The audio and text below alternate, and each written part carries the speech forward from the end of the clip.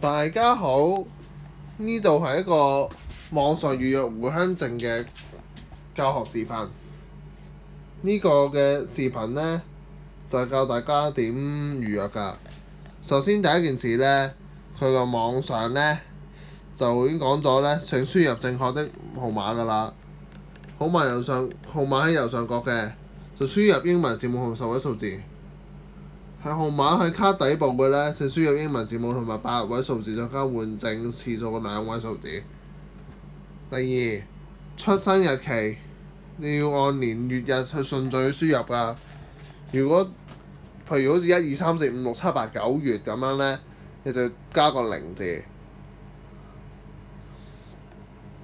好啦，首先呢，你就要填以下嘅嘢，分別係證件類別啦、證件號碼啦、簽發日期啦、證件有效期至咩啦、中文姓名啦、英文申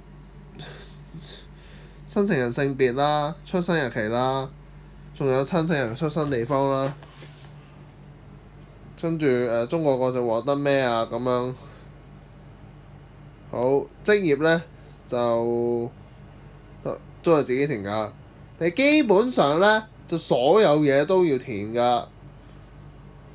好啦，話明必填嗱，電郵地址呢，同埋港澳身份證居民嘅證件呢，全部都要填。好啦，持有香港永久性居民身份證就全部填是啦。好啦，仲要寫主要親屬嘅嘢。好啦，然之後第3個嘅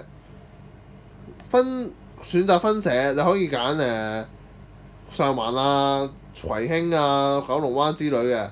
然後第4個步驟呢，你就會走咗入選擇時間去解決件事啦。第5呢，就係呢個確認資料之後呢，如果你資料無誤呢，就 OK 㗎啦。第6個步驟呢，就申請完成。好，今日嘅教學視頻去到呢度，多謝大家。